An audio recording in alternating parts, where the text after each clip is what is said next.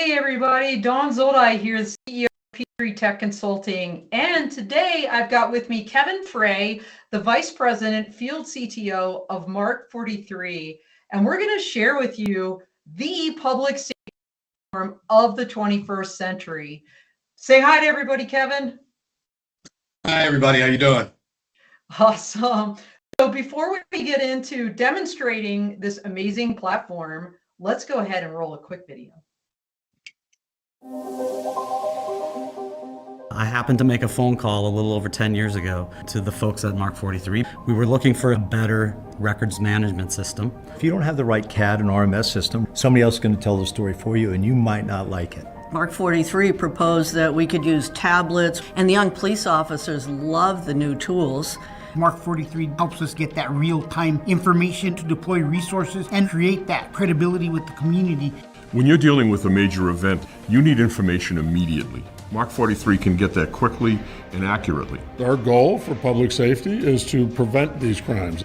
My acceptable crime rate is 0. With Mark43, we could keep our cops in the field. It reduced the amount of time to process reports. You become a partner with them and they listen to you. They really are lockstep with policing. And they were the only ones that can answer my questions as an executive. That's my excitement about bringing Mark43 in our department.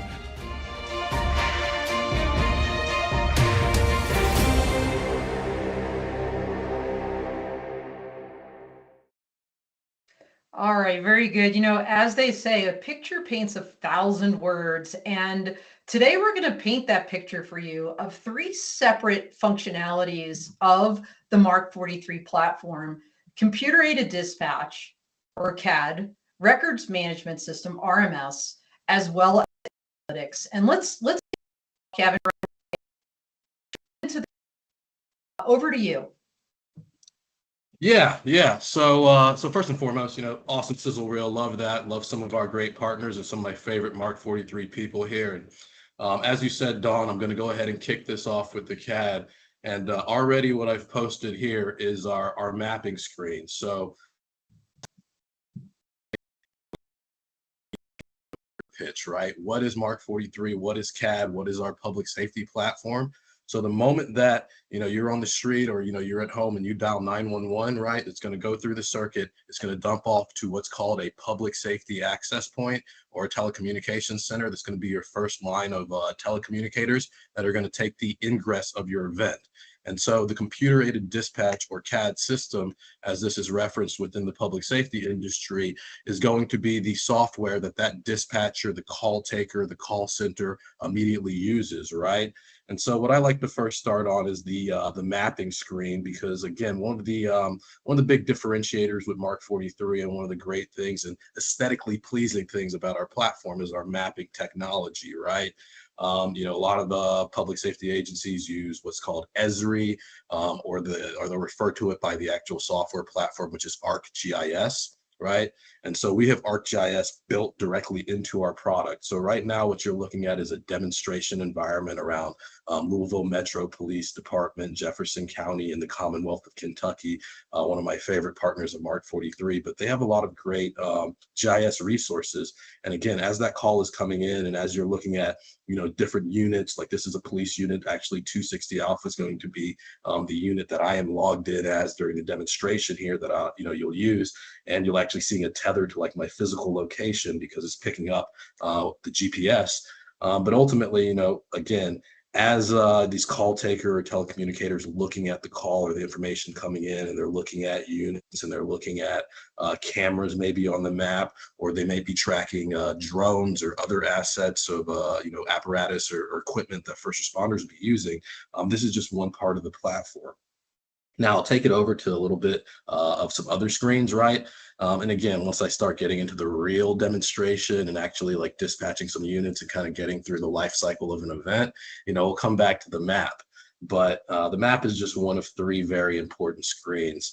Another very important screen, which I've just switched to right now, is what's referred to as your queues, right? And so you have that visual display on the map of where things are, what's happening, right? But you also have like a list view here, right? So if you look at how I've set up my queues, and one of the great things about the Mark43 computer-aided dispatch system is, you can actually set these queues up any way that you want to, because dispatchers, they have their own little flavors of how they want to do things, and how they want to move units and, see information displayed. So And like Kevin, could they, for example, like triage in this, like a priority call or something horrific just happened and that needs to take priority? Exactly. So what you're looking at right now, the queue that I've selected, this is the unassigned event. So as 911 calls are coming in, or police officers are seeing things, or like, you get a call, these are all the events right here, and based on their priority. And I can sort by this priority, right? It doesn't have to be, the way it is right now. So like my priority 5s are now aligned, and they're, different visual indicators depending on timing and again, the type of call. And then as you look to the bottom, I've combined the calls and my event. So you'll see here that these are traffic stops plus like the unit. So I see unit, 825 alphas on this traffic stop. And then based on the color, I immediately know what like the status of this unit is. So this orange color means they're en route. This green color means that 125 alpha is on the scene right here at 800 Main Street. And I can quickly decipher that just in like one view, right? Oh, And then yeah, that's awesome. And then on the far right hand side, these are just all the available units, right? So if I wanted to take, and I said I'm gonna, pick on 260 alpha. If I wanted 260 to go to this call, I just drag and drop it over here, and then boom, 260 is on that call. And then, based on like the status of 260, he's been dispatched, and we can like start going through the life cycle of what's going on there. Okay, really cool. Now, the third most important screen, and I'll just double click on this, right? And it'll go ahead and pop this open, but the call, right? So I'll minimize this just to get some screen realty, right? Again, it's live, and typically in a real environment, we're on a WebEx, right? So I'm showing you screen at a time, but in a production environment, the dispatcher might have 4 monitors, right? And like 3 screens that I've shown you would be one on each monitor. They'd have the queues up, they'd have the map up, they'd have like the event window, which is what I'm opening right now. And this is where you're like documenting information for the event. So as like you're getting radioed in, tow requested, or, spell correct, ambulance requested, right? Other details, maybe something dangerous is happening, like suspect has, highlight information here, gun, and you can like call situational awareness to like the gun there. Or I could like put in a license plate and have it like very specially kind of shining. So again, it's just all about situational awareness and just having those visual indicators to key, the next best action by the dispatcher or telecommunicator. Got it. Very cool. Now, how does this work? Is this cloud native? And if so, can you explain the importance of that? Yes, yeah. So, I'll clear out this call, and I'll, jump back to, again, the map screen to, show something a little bit cool and actionable. But yeah, one of the great things about the platform, you're seeing me right now in the web form, the web view, is that it's completely, it's cloud native. So from an infrastructure standpoint, we've built this product and this platform using Amazon Web Services best-in-class tools and microservices. So all the way from things like the load balancers to the S3 buckets to a service-oriented architecture, separating microservices so that the entire platform isn't built monolithically. So as errors occur, we can just spin up new servers, and our partners don't really get to feel downtime or feel any interruptions of service. This is a big deviation from where a lot of the industry is going. We like to reference that as lift and shift. So a lot of times they're taking legacy software or legacy platforms that are developed in monolithic ways and developed in kind of old 2010 style, and they're just taking that code and putting them on new servers. And ultimately there's not, yeah, you might get some redundancies there, but you're not going to get the value of best-in-class tools, or the value that one code base, a modern platform with can drive you. So for example, I'm showing you the map right now. I'm switching it between satellite and like default mode, but just in the last 2 years, we've upgraded our entire like mapping infrastructure. And we've been able to do that without, taking the software down or pushing out patches or pushing out releases. We just change the infrastructure to the platform and, just make sure that, we're balancing green, blue servers and just switch it from one server to the next so that, again, our end users do not experience, interruptions in service, or they do not have to take on the burden of, software development cycles. Got it. And I imagine that ability enables this to be very modular and configurable. Exactly. And so, we have several customers, right? Louisiana State Police does not use the platform in the same way that, Fresno Sheriff's Office doesn't use it in the same way that California Highway Patrol does. So, we have to be very thoughtful in our design. While being cloud native, having one code base, using modern tools gives us, high, super fast time to market.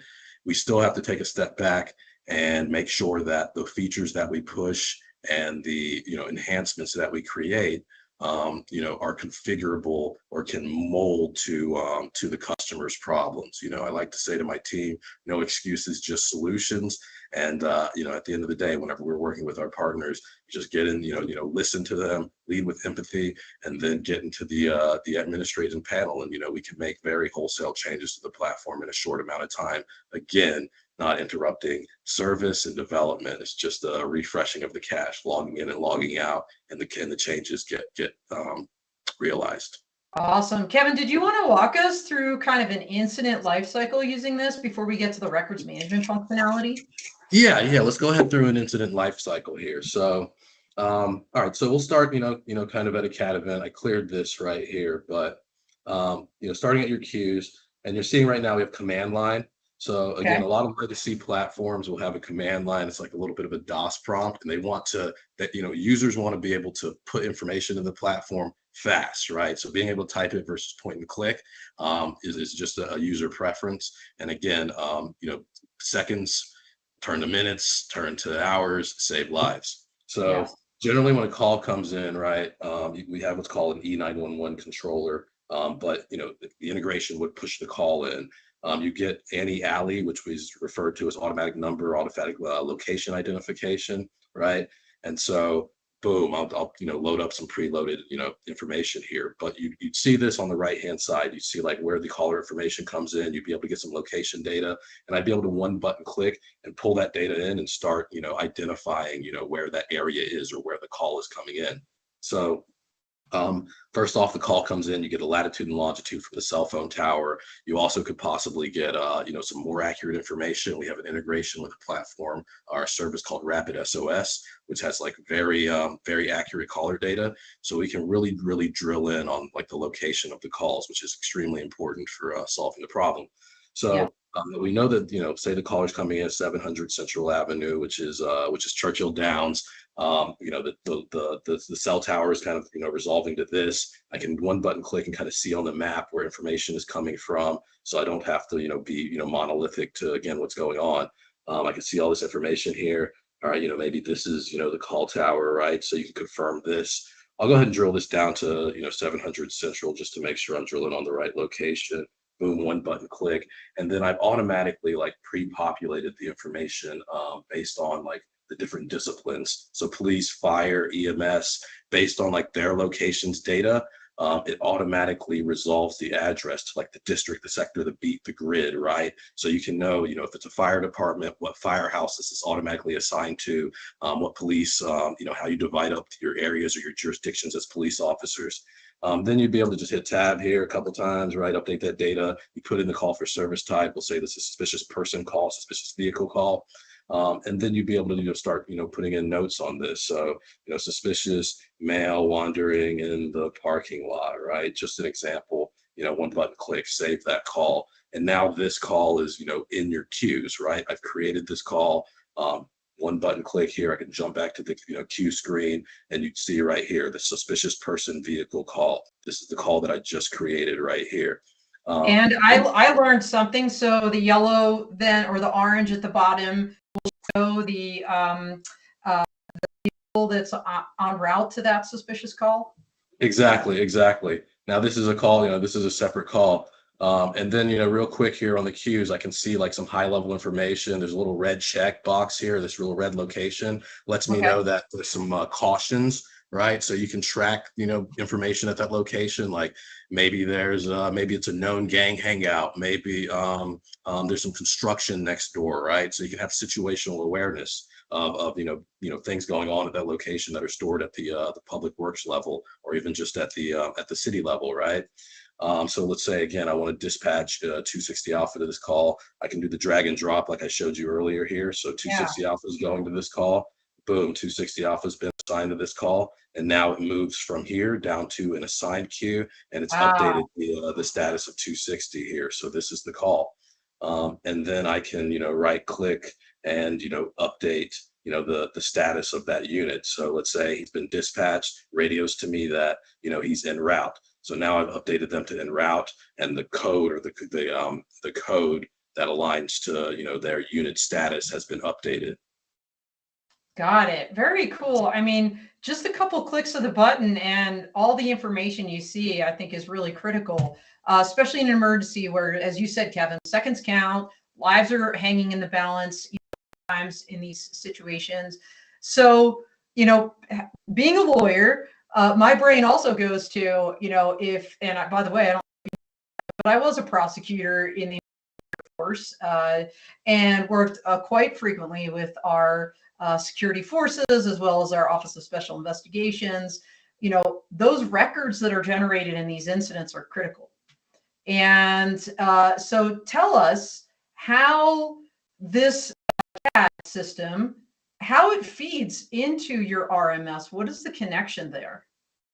Excellent. Great question. So there's a couple places, and this is a good spot for transition from like the telecommunication side of the house to the field and to almost like the back office, or what would happen at the agency, like you said, with the investigators, starting at the kind of patrol level and pushing it, downstream to the reactive side of the house, right, which would be your investigations. So exactly. First off, as you're looking at like the event here, and I'll open this up, a little bit bigger, right? First off, I can see 260s assigned to this event. But one of the things, let's make sure there we go. We got the demo going. Gotcha. Go ahead. So one of the things that you see is based on the location, it looks into the records management platform and provides you situational awareness. So if you look right here, Frank Kendrick, Amy Moulton, right? And then you see some cautions for Frank Kendrick. He may be a career criminal, or he might have some history in the investigations platform, right? Yep. So Frank or Amy either work or live at this location. Additionally, I have a one button click right here. And if I click that, this is actually going to open my, records management platform, and will open this user profile, what we call the master name entity. So I can see like Frank's career criminal history right here. And this is really zoomed in. I can see his mugshot. I can click on like his reports information. So again, this is like, I like to say this is the Facebook of career criminal history, but all of his previous incidents that have happened. And then I can even drill down and see like, okay, this one happened at Churchill Downs, right? And it's just another tab. It's just, I can just always bounce between that. Also, right here, there's a little button that says related data. At this incident location, I can see like the last 5 calls or events that happened. I can see that there's like 343, case files or, investigations or incidents that have happened here. And then as I scroll down, I could see any like vehicle tows or any vehicle history here. So we like to say there's a bi-directional interface between the dispatch system and the records management, case management side, but really it's one platform. We just say bi-directional because usually in the industry, there's, separate products that are integrating with each other to even do this. Mark43, one platform, cloud native. So situational awareness in the stream or in the flow of the event. Again, seconds, minutes, it's lives on the line. So Kevin, if I'm the patrol person, and I'm on the scene, how is this working for me from a mobile standpoint? In other words, we're seeing, I think, quite a bit also from the dispatch side, but as the patrol person inputting this data, like what's this looking like for me from the RMS standpoint? Am I seeing the same thing as the dispatcher? Can I? Great question. So I've minimized my screen. and I've logged in here. If you look on the right-hand side of the screen, I have Yeah. my mobile phone. So this is a smartphone. This is a huge differentiator. So either in the field, the officer can either be on a smartphone, or, and I'm putting the mobile interface here, or they'd have their MDT, MDC, their mobile data terminal, their mobile data computer. So on Yeah. the left side here, this is what the mobile computer looks like, and on the right side, this is my actual like cell phone. So and you can actually use both. We've had instances where officers have been driving down the street, they get into a chase or a foot chase, they park their car, they hop out, and then the dispatcher is tracking both the vehicle and they're tracking the officer's cell phone. So as the officer, and I'll type some information, or I'll do talk to text. From Yeah. a cell phone, the officer can take advantage of the device's native talk to text and update CAD call notes or call information. If you see there. Let me ask you a question though, Kevin, because you said this is a differentiator, so I understand what you mean by that. Do other systems, like when an officer is on scene, they can see things in their car because there's usually like some kind of a computer set up there, to walk to the incident, whether it's another vehicle or like just say a house. When they leave that vehicle, are they leaving in normal circumstances, oftentimes leaving that information behind? Now they can have it on like a cell phone, just like right in their hand. Yes, definitely, definitely. And even extrapolate that to like an apartment complex or place, or places that are built up, very vertically, right?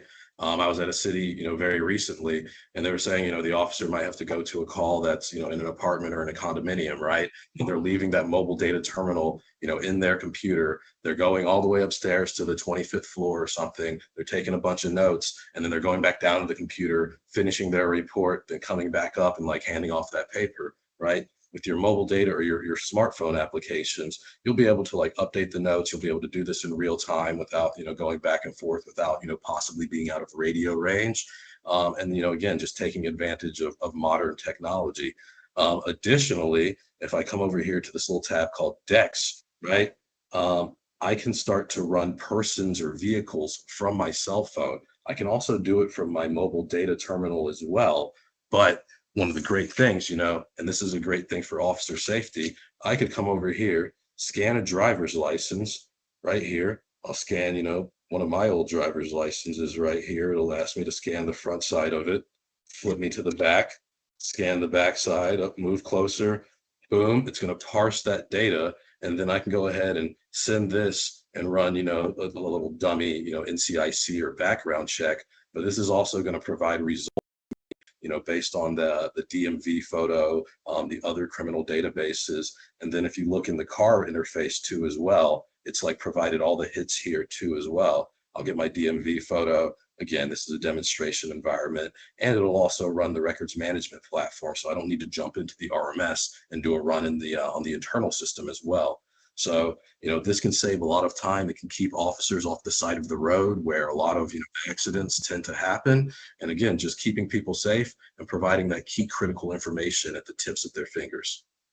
Well, and all this is visible. It's how does that then become a final report, right? Like as a prosecutor, that's what I cared about, was getting that whatever that looked like. Of course, you as I do, that the starting point. I always had to interview the officer and all the witnesses in addition, but does all this information that you've been showing us, Kevin, can you click a couple buttons and start generating a report? Yeah, so these are great questions. So from that smartphone interface, I come over here to my little lips menu. I also can do this from the mobile data terminal. I'll generate the case number, right? So this is that line of demarcation between the computer-aided dispatch and records management. So this is saying event, we need to write a report in case management system, records management system. This is that separate report number, and it's being housed in a different system. I'll confirm that I want to generate that. And then as you come to your mobile data terminal, right, you'll see that there's a report right here. I also, from the smartphone application, can come over to this little, notepad, and I can start collecting information, taking pictures. I can start adding individuals or persons or digital assets from the field. Or I can just go ahead and one button click, from my mobile data terminal, and I can go ahead and open the Mark43 records management system.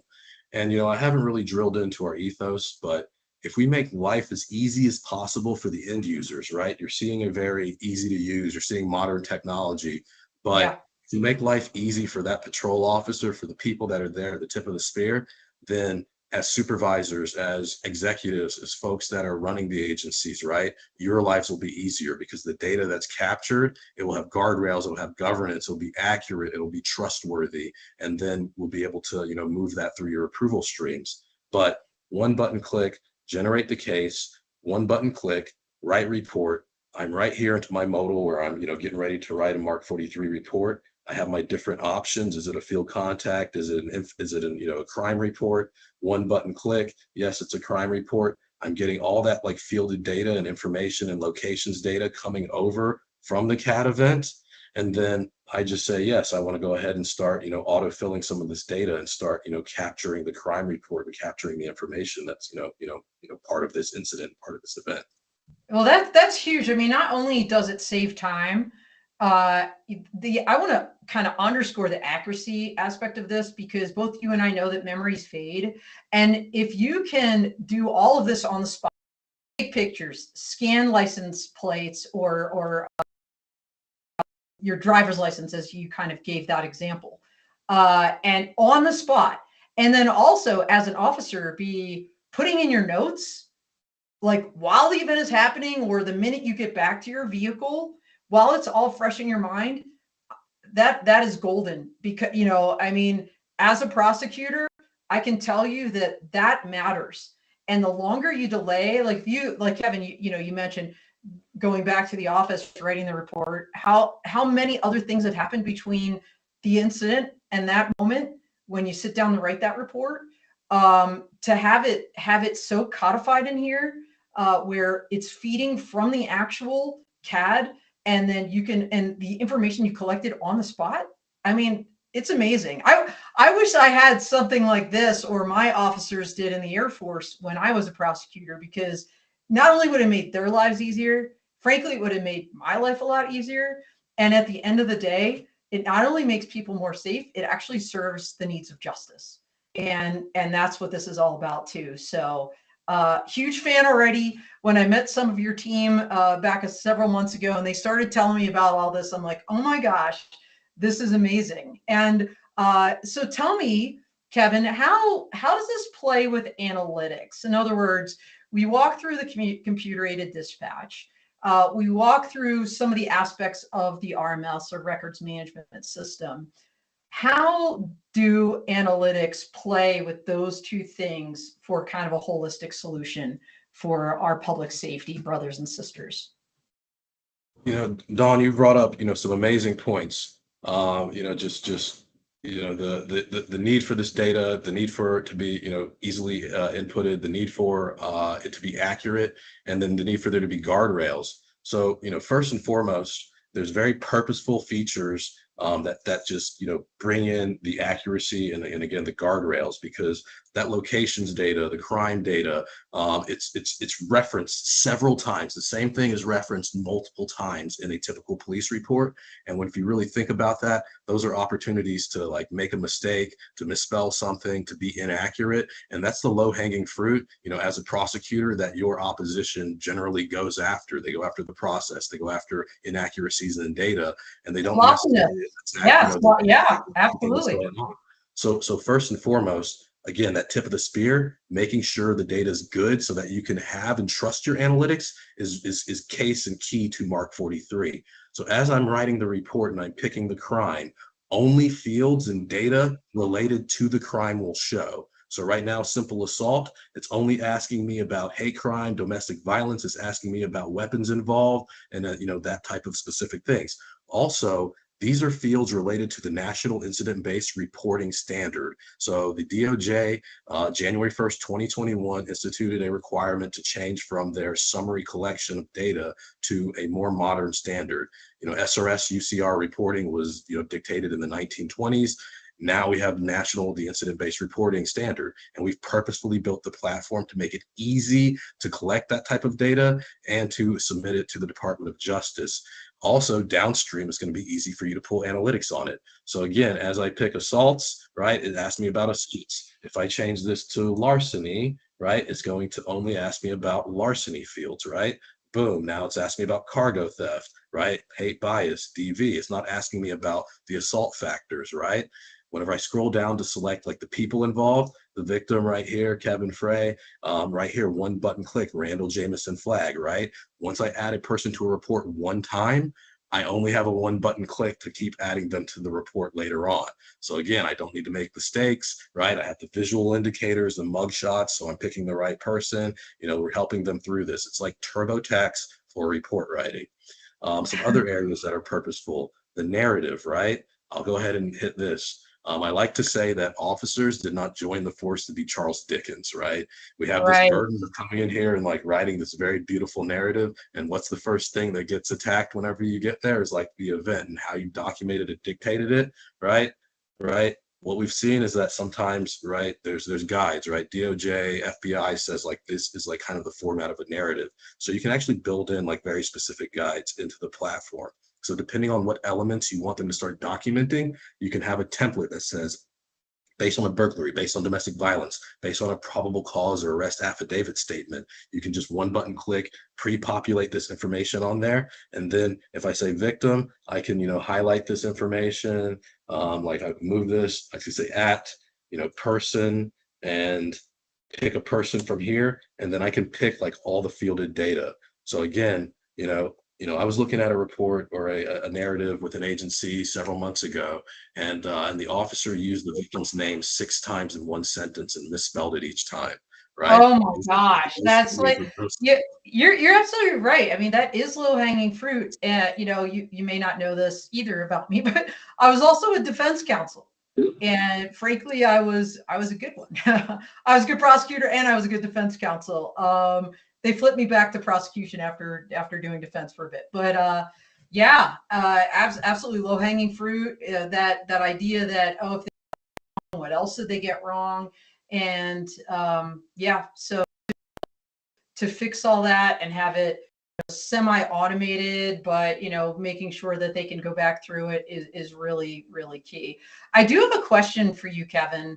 And I don't know if you have more that you want to show us on the analytics, but I have a question about security and, the security of the system, because I know you mentioned some of these standards and some of the reporting requirements, but also, for example, if you're working with the federal government, we had, I believe your partners, Caresoft, on my Dawn of Autonomy podcast, and they talked about FedRAMP and those requirements.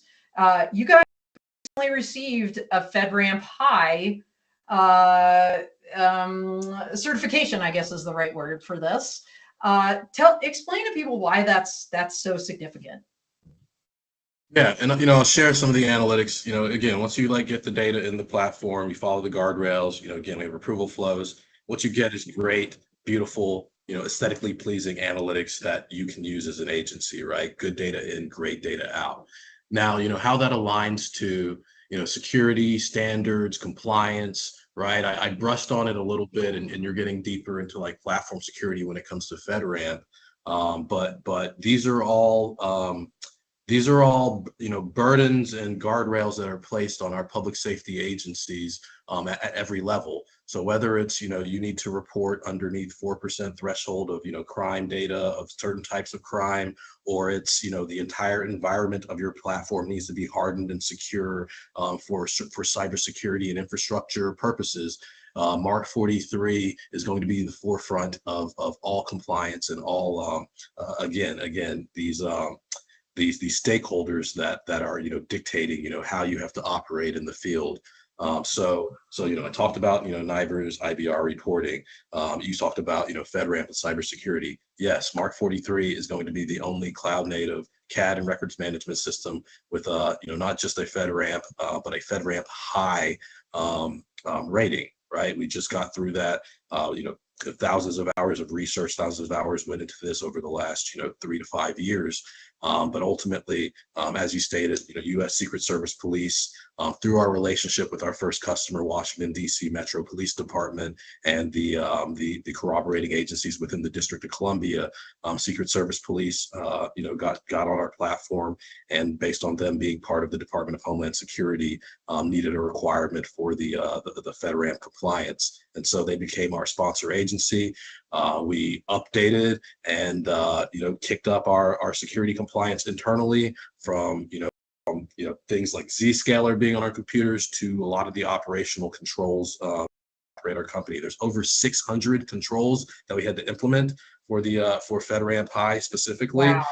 And we're a small company, so we feel that across everybody. It's not like we can just separate the company between Fed folks and not Fed folks. There are sub separation, but overall this has affected all of our customers and all of us at Mark43, because it's not just the security controls, but it goes into how we hire people, how we clear them, how we update our software and update our internal information, how we deal with and use our Microsoft Office suite internally, and what data we can move between outside of our infrastructure, which is no data.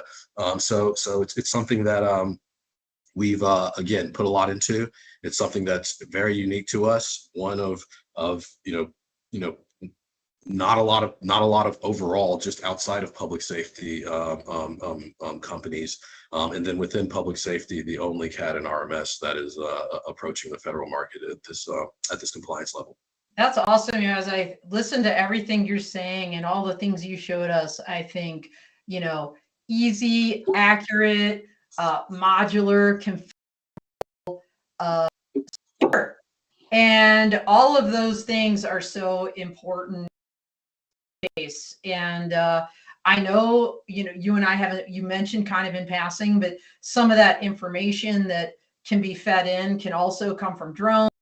We're getting close to our time together here, Kevin, wrapping up. And I want to make sure that we end on a success story.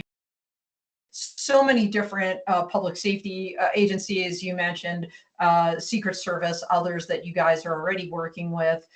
Do you have one success story that you end this demo with as a great illustration of what you all are about at Mark43? And then, of course, let's make sure that folks know how to contact you and learn more about Mark43. So over to you, Kevin.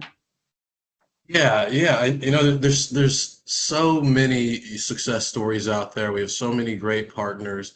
You talked about drones, and we talked about this, private as we were preparing for the call. And drones are, I'm a computer scientist from Naval Academy, and I actually wrote my capstone project on, how drones and autonomy are going to affect strike warfare over the next two decades, and strike warfare doctrine in general. And we're actually living what I had been researching 20 plus years ago. Public safety agencies, there are already public safety agencies using drones in our platform in the CAD side of the house, whether it's identifying units as having drones and then automating dispatch, like, hey, there's an alert for a small child that might be missing, that might be on the spectrum, and they're attracted to water. So one of the first things you do is dispatch a drone, go find that kid. They become attracted to the drone, use that drone to draw them away from the water, and then save their lives. So that's an incident that has happened. We have an agency in South Florida that every evening, as soon as it gets dark, they're dispatching a drone to every single event. The drone's going to have night vision. They're going to track the drone as a unit, whether it's data collection, right? Good data in, great data out. Like, you can use the clearance codes, like a drone was used, and you can always go back and search on all your drone related calls, and that could be used to provide justification for grants and things like that, right? So, there's several different sides of it. And then I used, a little bit of a use case earlier, right? We had an officer in Southern California, the mobile application, the moment they got into a foot chase, there's a lot of canals in LA County and in Orange County, right? They got in a foot chase along a canal. They didn't get on the radio. They're running, right? They hopped out their car. When you looked at that map or that the mapping technology, you saw like where the car was. You saw it tether to the officer running down the street because he had his mobile application in his vest. And then, by the time he, apprehended the suspect and, had their physical altercation, backup was right there. It wasn't, wow. This wasn't, Terminator 2, Skynet. This is the reality that we're living today, right? So, these are all real use cases. And then I can even, I can talk for days about case management, just sharing data and being able to positively identify suspects through, scars, marks, and tattoos and mug shots and just being able to close cases faster and, just not being able to do that on your previous system. So, Mark43, I'm very proud of what we've been able to do, and I'm very proud of our partners. And I look forward to working with, more and more public safety agencies, especially at the federal level, being that, we have a background in DOD, Dawn, I'm coming for, I'm coming for Lackland. I'm coming for Lackland. Coming for Lackland. I had a lot of cases down there in San Antonio. Actually, I lived there for 4 years? I lived in San Antonio for 4 years. So love that place. But what I want to ask you real quick, because we are getting close to our time, what's next for Mark43? And in closing, how can folks learn about you and reach you? What's next for Mark43? So 3 things: mobility, right? More than 80% of first responders said that, things are getting to the smartphone. And I showed you a little bit, I talked a little bit about it just now with some of those use cases, talking about the canal chase and whatnot, right? We're going to continue to drive mobility. We're going to continue to drive, actions happening in your hand. One of the things about COVID, one of the things about, everything that just happened over the last 4 or 5 years is, it's really spurred a lot of retirement. And then what's going to happen with that is there's going to be a lot more younger officers. Forces are undermanned, so they're recruiting like crazy. Some certain standards are getting loose. The military loosened their standards. So younger people are going to be coming to the force, and they want to do everything on their phones. Their heads down all the time. And so that's what Mark43 is going to continue to drive. Artificial intelligence, right? AI. That's becoming a hot topic. I'm actually very, it's the pendulum has swung, right? At first, public was really into it. Government wasn't. Now public seems to be a little bit wary. Government's starting to experiment with AI, all across every level of the government. So Mark43, we're looking at, I would say carefully, thoughtfully, and bringing it back to the ethos, making life as easy as possible for the end user so that downstream your agencies operate, better, much more efficient, stronger, and more accurately, right? So thoughtfulness around our AI approach. And then finally, cybersecurity, right? You talked about FedRAMP High, but look, folks are under attack every day. Every day, every single public safety agency is under attack. I mean, look, we've worked with public safety agencies that were attacked by, the hacker group Anonymous. We're reading FBI reports across the nation about malware and intrusion, and that's a moving plane when you really think about security overall. So we're going to be on the forefront of that. Larry Zorio, or CISO, is on the IGES Security Committee. The cloud native technology allows us to not just meet, but surpass it and look at standards that are coming down 2, 3, 4, 5 years from now and already be compliant. We're talking about encryption at rest. We're talking about, your TLS standards. So those are the 3 major areas that Mark43 is going to lead from the front. All right. Well, you're already doing that, and I'm really looking forward to more and more of this going forward. And fun fact, everybody, we're going to have Mark43 on the Dawn of Autonomy in September. So super excited to connect some of these dots and keep watching all the different developments with this amazing. So Kevin, once again, how can they reach you or Mark43 and learn more? Of course, we have our great website, www.mark43.com. I am Fray at mark43.com. That is Foxtrot Romeo Alpha Yankee. And then of course, you can go straight to the website, you can get ingress. The capabilities that we have to reach out, come back to a lot of the same group of people that work with me regularly. So, really appreciate it. I'm also on LinkedIn, very active. So if you have any questions for me, I'm always here. If you want to talk about anything, I love to talk, as you've probably seen today. He does love to talk, but it's great because you were perfect for this demo. And now everybody out there knows, because this world premiere of the public safety platform of the 21st century, Mark43. Check them out. Thanks so much for your time, Kevin, and everybody else for watching. We are out here. Thank you.